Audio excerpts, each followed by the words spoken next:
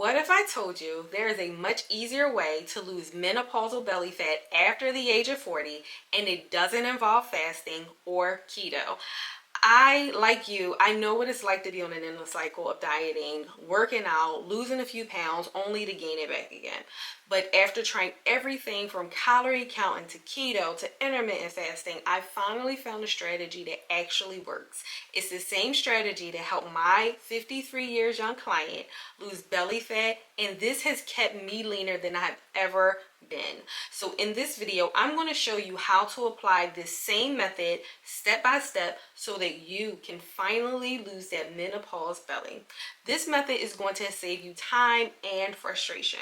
I, like many women, wasted a lot of time doing a bunch of cardio, fasted workouts, not eating for several hours after my workout was over, cutting out carbs, because really we've all gotten good at blaming carbs for our weight issues. I was actually doing more harm than good as a result of all of this, and I still ended up being out of shape with a belly.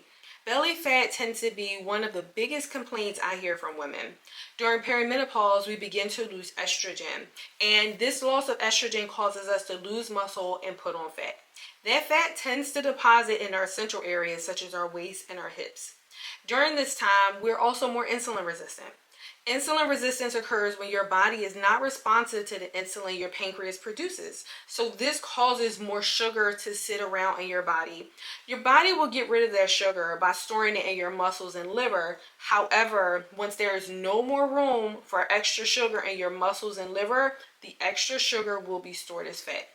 So how do we change this in spite of everything that is going on in our body? Well, we have to start focusing on the right kinds of food and the right kind of movement. Our diet and activity needs to support us in preserving muscle and decreasing these insulin spikes. So the first food that I want you to focus on is eating more protein. And let me tell you why this matters. Protein is the building block for our muscles. It's going to help us preserve and even build more muscle.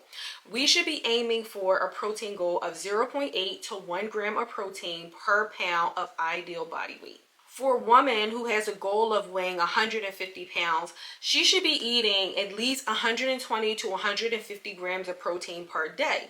The other reason why we need to prioritize our protein intake is going to keep you fuller longer, which is going to decrease the snacking in between meals. The next thing I want you to focus on is eating more fiber. Fiber is important because it's going to assist with regularity, and it's also going to help us to get rid of the toxins and things that impact our hormones even more.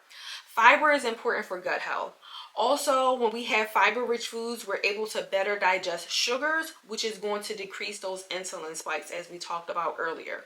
Many of the women that complete my program, they often report less bloating within a few weeks simply by just making these changes that I recommend for their diet. One client actually says she could not believe how good she felt. Her energy was better and she started losing her belly, which is something she thought she never could do. And this is what allowed her to be able to fit into her favorite jeans, which is the thing that brought her to me in the first place. Protein and fiber should be the star of all of your meals. The goal is to focus on protein, not just any protein, but lean protein and fiber-rich vegetables and fruit sources. So let me give you an example of what a high protein breakfast looks like.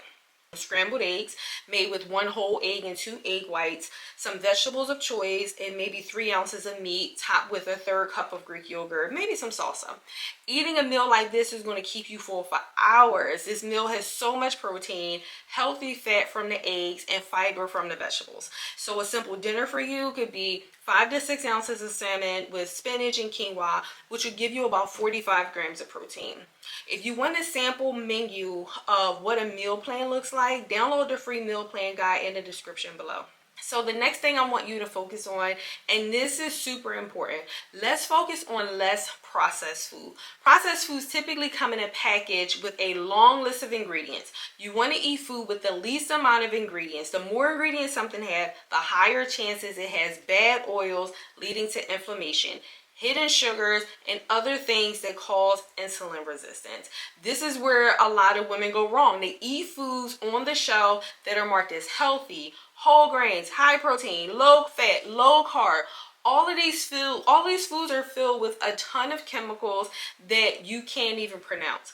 Remember, women over the age of 40 are more insulin resistant. Processed foods can contain a lot of hidden sugar, which causes more insulin spikes. All of the additional sugar you are taking in will get stored into your fat cells, which will contribute to the abdominal fat.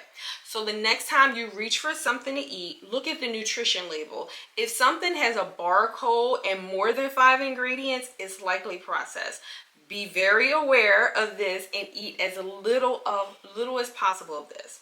When you shift your focus to increasing protein, increasing fiber intake, and eating less processed food, you will lose more fat.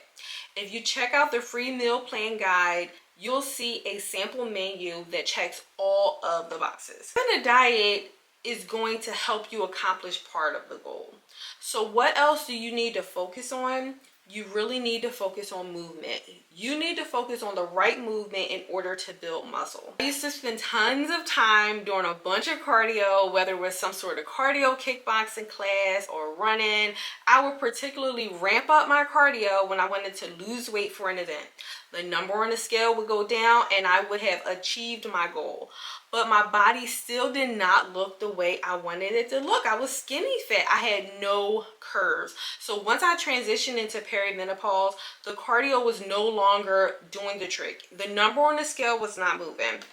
When you enter into perimenopause, too much cardio can actually cause cortisol to spike, which can lead to weight gain.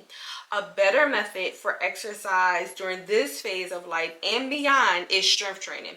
Strength training will build up the muscle that was lost. It will reduce fat gain.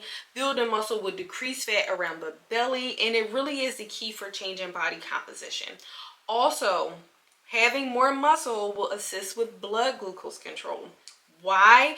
Because more muscle means more utilization of sugar. Your muscle will store the sugar so that it can be used for energy later. I can honestly say building muscle has helped me completely reshape my body after the age of 40, and also has helped the women that are in my program. As you can see in this picture here, I was able to flatten my stomach and get more shapely glutes. Last but certainly not least, you need to move more. Many times we do 30 to 60 minute workout a day and then we sit for the rest of the day. We want to keep our bodies moving. Set a timer to get up and move more. Try to go for a 10-minute walk after each meal. Low intensity cardio is going to help to burn the fat and it will not tire you out.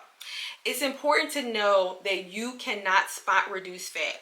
But using the strategy that I outlined in this video is going to help you to decrease body fat. Having a lower percentage of body fat will overall decrease your belly fat. I hope this video helps you. If you've not already subscribed, hit the subscribe button and share this with someone that you want to help. So I pray for your health and wellness journey. Be blessed.